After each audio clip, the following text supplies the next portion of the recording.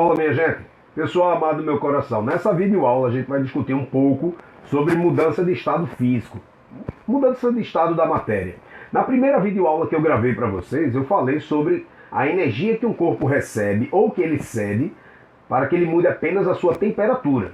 Então, por exemplo, se eu tenho água líquida, ela vai continuar sendo água líquida, ok? A temperatura dela muda, mas seu estado físico não. Agora a gente vai falar sobre a mudança de estado físico, sobre a energia que um corpo precisa receber ou ceder para que isso ocorra. E essa energia que o corpo precisa receber ou ceder para mudar de estado físico, a gente chama de quantidade de calor latente. Então se liga aí para a gente conversar um pouquinho sobre a quantidade de calor latente. Então, pessoal, veja, primeiro vamos para a definição, né, que eu falei já, mas vamos deixar isso aí oficializado, que a quantidade de calor latente é a energia necessária para que o corpo mude seu estado de agregação, o seu estado físico. Então o corpo passa do estado sólido para o líquido, um corpo passa do estado líquido para o gasoso, um corpo passa do estado gasoso para o líquido, que pode ocorrer o processo de volta. Então, seja para o corpo mudar de estado físico, recebendo energia ou cedendo energia, essa energia que ele recebe ou cede a gente chama de quantidade de calor latente. E aí vem a pergunta, como é que se calcula a quantidade de calor latente? A quantidade de calor latente é calculada dessa maneira, gente. Ó, representado pela sigla QL, é o produto da massa, esse M que está aí é de massa, vezes esse L, que a gente chama de calor latente. Ou também pode ser chamado de calor específico latente. Não é tão comum, tá? Não é tão comum chamar de calor específico latente, mas pode acontecer, então fica ligado nisso. É mais comum a gente chamar de calor latente o L, ok? Uma coisa que eu quero falar para você sobre a massa, mas assim, mais para frente eu vou falar sobre isso com mais qualidade, é que essa massa que está aí, gente, não é qualquer massa, mas é a massa que mudou de estado físico. Bem, porque vamos fazer aqui ter uma ideia. Se eu pegasse um blocão de gelo e fornecesse energia para o gelo, pode ser que ele não derretesse todo. Então, o que derreteu é o que me interessa. A massa que derreteu, a massa que mudou de estado físico, é essa que entraria aqui na minha conta, ok? Então veja que o M não é apenas de massa, mas é a massa que mudou de estado físico, tranquilo? Mas tudo bem, por enquanto a gente não vai se preocupar com isso muito agora não, porque mais pra frente eu vou falar sobre isso com mais qualidade, tá bom? Gente, no Sistema Internacional de Unidade de Medidas, no SI, a unidade dessas grandezas físicas que estamos aí, olha, falando, são para massa o quilograma, para a quantidade de calor o joule, né, porque é uma energia, e para o L a unidade é o joule por quilograma. Agora um detalhe que eu queria chamar a atenção de vocês. Essas são as unidades do Sistema Internacional, mas a gente já conversou um pouquinho que é muito comum você pegar uma questão de calorimetria e não encontrar, por exemplo, os dados nas unidades do Sistema Internacional. Nem por isso, gente, a questão vai ficar mais fácil ou mais difícil, tá certo? Agora, claro que a gente tem que ter muito respeito com relação às unidades. Eu tenho que olhar para as unidades e entender que se eu, por exemplo, me desligar e a questão me der uma informação numa unidade e eu precisar se transformar essa unidade, eu vou perder uma questão se eu não fizer isso, tá? Então é muito importante ter essa informação. Então, gente, olha, aí o que está sendo mostrado para vocês foi uma tabelinha que eu peguei apenas para ilustrar. Claro que você não precisa decorar nenhuma dessas informações, é apenas para exemplificar. E aí tem várias substâncias. Um detalhe, mostra o ponto de fusão dessas substâncias. Eu acredito que esses dados, para não dizer que eu tenho certeza, que esses dados foram colocados sobre condições normais de temperatura e pressão, né? Então na CNTP, qual é o ponto de fusão de cada uma dessas substâncias? Né? Fusão, gente, já vai ficar oficializado, é a passagem do estado sólido para o estado líquido, tranquilo? E aí nós temos o ferro, o cobre, o ouro, o zinco. Você não tem que se preocupar com nenhuma dessas informações. Eu vou pegar apenas o gelo, né, no caso a água no estado sólido, para exemplificar. Então veja que o ponto de fusão sobre condições normais de temperatura e pressão na escala Celsius vale 0 graus Celsius. Ok. E veja que para isso, o calor latente, olha, veja a unidade que foi dada. Não é a do Sistema Internacional. É uma unidade usual. Caloria por grama. Não tem problema, a gente não vai se preocupar com isso. Tá bom? A gente sabe que essa informação foi dada. Por exemplo, se for em caloria por grama, eu tenho que ter as outras informações. Por exemplo, a massa em grama e a energia em calorias. Não tem problema. Beleza? Ah, Diego, mas e se aparecer uma questão que eu preciso transformar, que eu venha precisar transformar? Então a questão tem que lidar os fatores de conversão. Você não tem que se preocupar com isso, ok? Fique tranquilo mesmo. Não seja refém de unidade. Essa é a grande mensagem que eu quero passar para vocês. E aí, gente, ele está dizendo para a gente que o calor latente de fusão vale 79,71. Vocês vão ver que a gente vai trabalhar muito, na verdade, com esse valor aproximado, que é de 80. Então veja, o calor latente, eu vou anotar aqui, o calor latente de fusão do gelo é de 80 calorias por grama. E aí, pessoal, muito importante você saber o que é que essa informação tá te dizendo. Bem, o que é que essa informação, o que é que isso aqui quer me falar? Quer dizer o seguinte, quer dizer que se eu tivesse 1 grama de gelo, faça a leitura. Se eu tivesse 1 grama de gelo, para que ele derretesse, olha lá, para que ele sofresse fusão, ele precisaria receber de alguma fonte térmica 80 calorias. Veja se ficou claro para você. Cada 1 grama de gelo que quer sofrer fusão precisa receber 80 calorias. Ok, gente? É claro que aí vem a pergunta, mas Diego, e se eu tivesse 2 gramas? Ora, se eu tivesse 2 gramas, faça a conta rápida. Se 1 grama precisa de 80, 2 gramas vão precisar de 160 calorias. Se fossem 3 gramas precisaria de 180 calorias, desculpa, de 240 calorias, né? Seria, no caso, 3 vezes 80, então 240 calorias. Então, pessoal, veja, exatamente essa conta que a gente está fazendo aqui de uma forma bem tranquila, é exatamente o uso dessa expressão, veja se não é.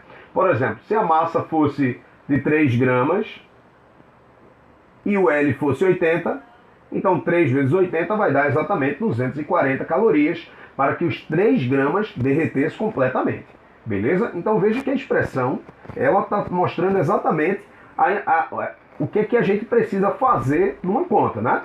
Para que um corpo mude de estado físico, ele precisa receber energia e olha quanto equivale essa energia. É a massa vezes o calor latente, ok? Eu espero que essa informação aí de saída tenha sido importante para você. E aí, pessoal, eu queria lembrar para vocês também as passagens, né? As mudanças de estado físico. O nome, então a gente vai voltar aí para a aula de ciências, de quando a gente era pequenininho, esses nomes já pertenciam ao seu estudo. Então veja, passagem do estado sólido para o estado líquido, a gente chama essa passagem de fusão, está mostrado aqui, ok? Passagem do estado líquido para o estado gasoso, a gente chama de vaporização. Com um detalhe, gente, que eu vou botar até uma catapora aqui para mais para frente a gente conversar. A vaporização, ela é uma passagem que ela pode acontecer de 3 maneiras. Né? Passar do estado líquido para o estado gasoso pode ser por evaporação, pode ser por ebulição ou pode ser por calefação. Esses 3 processos, evaporação, ebulição e calefação, estão dentro da vaporização. Mas cada um tem um detalhe que diferencia uma da outra. Então a gente vai ver aí quais são esses detalhes. Não na aula de hoje, mas a gente mais para frente vai ver aí o que é que distingue, por exemplo, a evaporação da ebulição. Mais para frente a gente conversa, ok? Mas o processo da passagem do estado líquido para o estado gasoso, a gente chama de vaporização. E a passagem direta do estado sólido para o estado gasoso, a gente chama de sublimação, ok? Agora observem um detalhe. Esses 3 processos, para que eles ocorram, o corpo precisa ser aquecido, ou seja, ele precisa receber energia. Então a gente diz que os processos aqui em cima são processos endotérmicos. O corpo precisa receber energia para passar do estado sólido para o líquido, do líquido para o gasoso ou direto do sólido para o gasoso. Beleza, gente? Então fica aí essa dica. Já os processos de volta, no caso, passar do estado gasoso para o estado líquido, a gente chama de liquefação ou condensação, tá, gente? São sinônimos. Condensação, liquefação, condensação são sinônimos. Passagem do estado sólido para o estado gasoso, para o estado líquido, perdão. Passagem do estado líquido para o estado sólido é a solidificação. E a passagem direta, gente, do estado gasoso para o estado sólido é a ressublimação, ou também pode ser chamada de sublimação inversa. Pode ser chamada de ressublimação, sublimação inversa. E o detalhe, esses 3 processos o corpo precisa, gente, para que ocorra, precisa que o corpo seja resfriado, ou seja, precisa que o corpo libere energia. Então por isso que a gente diz que o processo, nesse caso, é um processo exotérmico. Pessoal, uma coisa que eu quero te mostrar agora, muito importante, inclusive, para nossa vida, que é entender um gráfico, é exatamente a construção de um gráfico que me possibilita entender essas mudanças de estado físico, tá? Então, observem aí comigo o que é que eu vou mostrar para vocês aqui agora. Então, vamos aí construir um gráfico da quantidade de calor. Na verdade, vou inverter aqui a ordem, é da temperatura em função da quantidade de calor, tá? Temperatura em função da quantidade de calor. E aí, claro, que eu vou pegar apenas para exemplificar a água, né? Tanto ela no estado sólido, quanto no estado líquido, quanto no estado gasoso. Mas apenas para servir como um exercício mental. Ok, gente? Então, para a gente poder entender aí bem legal. Então, veja, pessoal, o que é que está acontecendo. Então, eu peguei aqui um saco de gelo aqui, olha. Tá mostrando aqui para vocês aqui embaixo. Eu peguei um saco de gelo que estava a uma temperatura negativa e comecei a aquecê-lo. Quando eu começo a aquecer um saco de gelo, o que é que acontece com esse saco de gelo? É muito comum quando eu pergunto isso numa sala de aula, os estudantes de cara responderem, Diego, ele vai derreter. Na verdade, não. Primeiramente, se ele estiver com a temperatura abaixo de zero, vamos dizer assim, menos 10 graus Celsius, por exemplo, então, primeiramente, ele precisaria, para começar a pensar em derreter, ele precisa primeiro aquecer. Então, ele precisa aumentar a sua temperatura, olha, até chegar exatamente na temperatura de fusão, T de fusão, que no caso do gelo, sobre condições normais de temperatura e pressão, né? E aí eu estou pensando também numa substância pura, no caso do gelo seria 0 graus Celsius, ok, pessoal? E é quando ele chega, atinge a temperatura de fusão, o que é que acontece com sua temperatura? Observem, a temperatura fica constante. O que é que então está sendo dito aqui de forma tácita, de forma assim, olhando o que é que eu consigo entender? Eu consigo entender que o corpo, na hora que ele estava aquecendo, perceba que ele não mudou o seu estado de agregação, olha. Ele continuou sendo gelo, até chegar na temperatura de fusão. Nesse momento, ocorre a transição do estado sólido para o estado líquido. E aí, pessoal, essa transição do estado sólido para o estado líquido, ela vai ocorrer de tal forma que a temperatura não muda. É aquela história do antagonismo. Na hora que o corpo estiver mudando sua temperatura, que é o caso dessa parte que eu estou achurando aqui de verde, na hora que o corpo estiver mudando sua temperatura, ele não muda seu estado físico. Então, se é gelo, continua sendo gelo. Depois, quando ele começa a transitar de um estado para o outro, ou seja, do sólido para o líquido, aí a sua temperatura permanece constante. A temperatura está se mantendo constante, isso é visto experimentalmente, porque nesse momento o corpo está mudando de estado físico. Agora, depois que ele foi totalmente derretido, o nosso gelo foi totalmente derretido, aí volta a aquecer. Então, observe que quando chegou exatamente nesse pontinho aqui, olha, a água começou a mais uma vez aumentar a sua temperatura até atingir a temperatura de ebulição. Até atingir a temperatura de ebulição. Mas observe, ela é água líquida. Eu sei que parece ser redundante, mas não é. A água pode estar no estado sólido, líquido ou gasoso, né? Quando a gente fala água, é comum a gente pensar água líquida, mas não é redundância o que eu estou fazendo aqui, tá certo, gente? Apesar de parecer meio feio aí. Então observe que ela está líquida e até chegar na temperatura de ebulição ela continua líquida, né?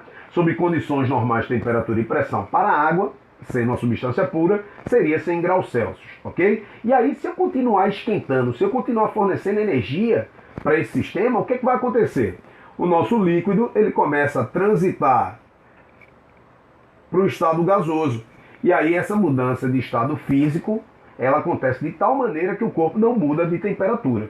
Ok, gente? Eu acho que esse entendimento está ficando aí claro para vocês, tá certo? Que o corpo, na hora que mudar de estado físico, ele não varia a sua temperatura. Isso é bem importante. E depois que ele se transformou todo para o estado gasoso, aí sim, se eu continuar fornecendo energia para ele, observem que ele começa a aumentar a sua temperatura, mas mantendo o seu estado de agregação.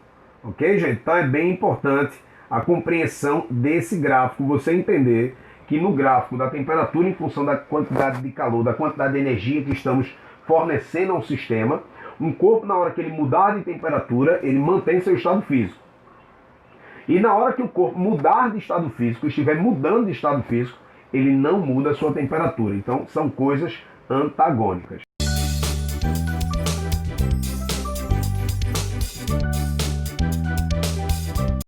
Uma fonte de potência igual a 400 calorias por minuto fornece calor a um bloco de gelo de massa 200 gramas, inicialmente a temperatura de menos 20 graus Celsius. Então vamos aos detalhes aí.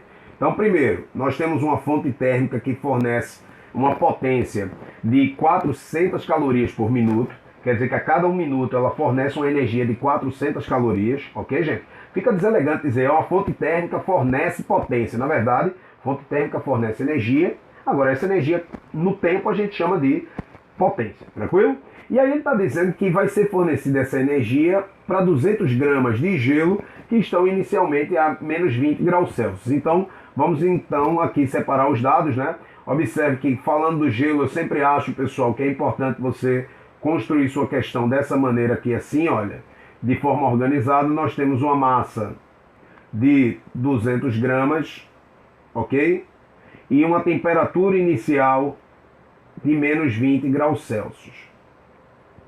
Aí ele diz pra gente, continuando aí, sabemos que o sistema é aquecido até 50, então a temperatura final do sistema vai ser de 50 graus Celsius.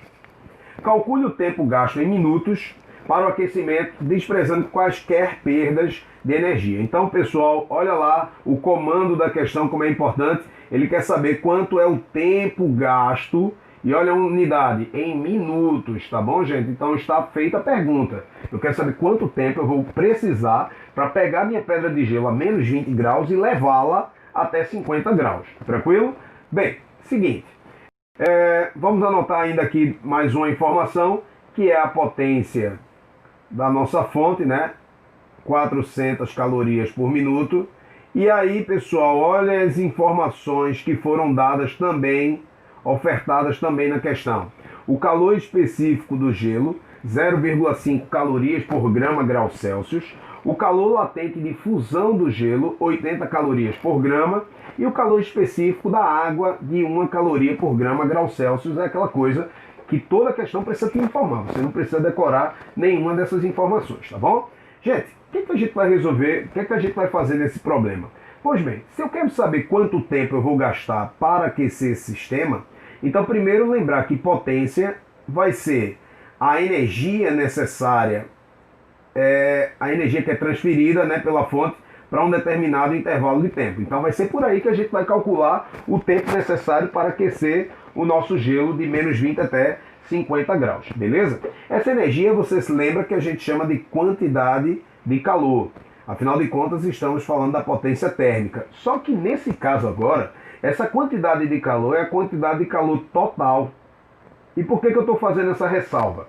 Porque essa quantidade de calor total, gente, essa quantidade de calor total vai ser uma soma de energias. Agora, quais energias? Aí eu quero constatar isso aí com vocês, eu quero pensar com vocês isso aí um pouquinho. Então, olha, nós temos aí uma pedra de gelo. E aí, deixa eu desenhar aqui uma pedrinha de gelo rapidamente. Nós temos uma pedra de gelo, pessoal, que está a menos 20 graus Celsius e vai ser aquecida. O que vai acontecer com essa pedra de gelo? Por favor, não responda. Derreter. Ela até vai derreter, mas no primeiro momento, para ela pensar em derreter, ela tem que aquecer, não é? Não é assim? Um corpo ele só pode mudar de estado físico quando ele atingir a sua temperatura de fusão. A pedra de gelo, para começar a pensar em derreter, ela tem que sair do menos 20 até o 0 graus Celsius.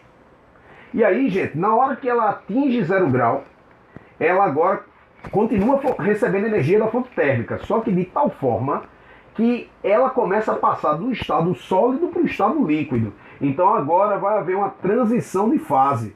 Vai haver uma transição de fase de tal forma que daqui um pouco a água vai estar no estado líquido. Só que olha o detalhe. Qual vai ser a temperatura dessa água nesse momento? Vai ser de 0 grau. Alguém pode se perguntar, mas Diego, não é de 50 graus não? É aquela história, né, gente? Primeiramente, a pedra de gelo teve que sair dos menos 20 até o 0. Depois, mudar de fase. E aí, na hora que o corpo muda de fase, está mudando de fase, ele mantém a sua temperatura constante, sacou? Então é isso que a gente tem que botar na nossa cabeça.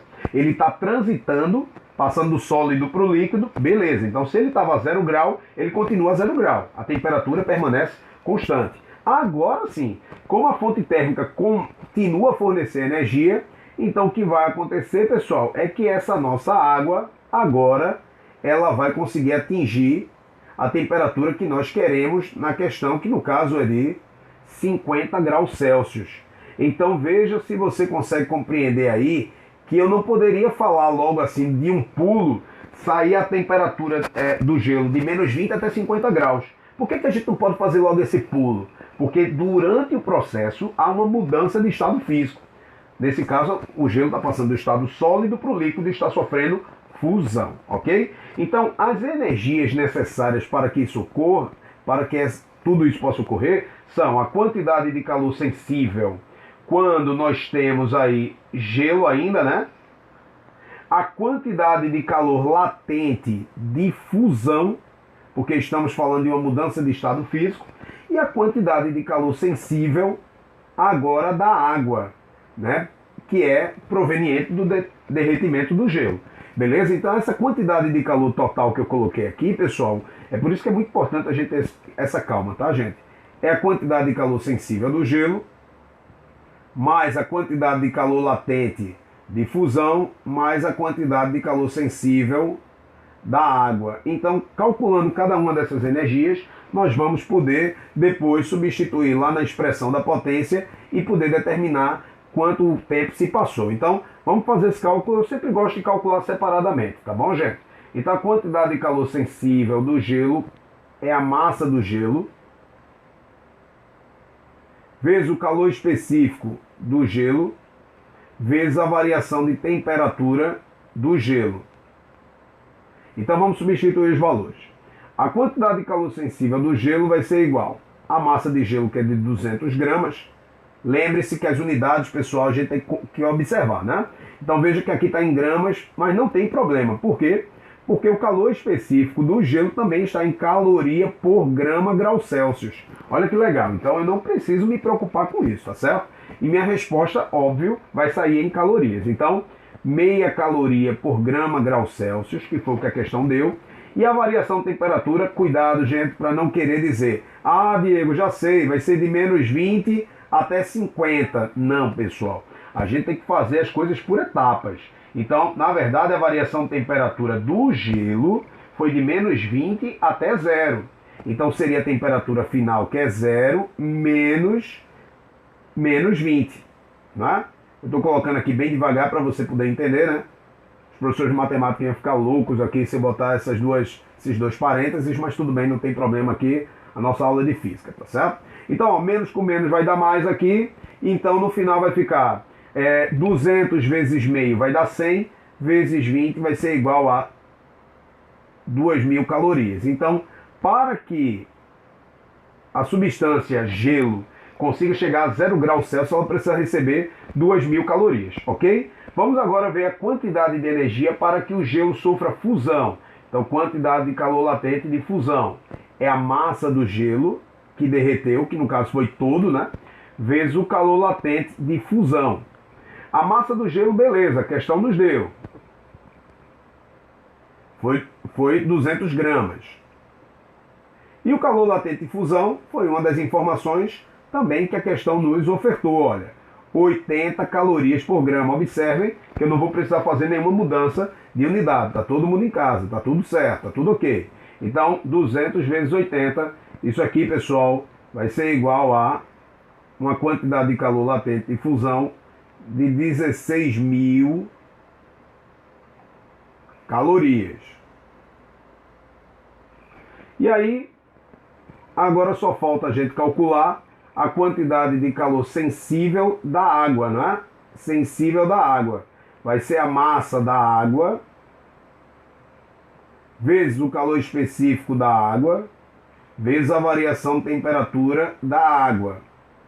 Então, pessoal, a massa de água vai ser 200 gramas porque foi exatamente a massa do gelo que derreteu.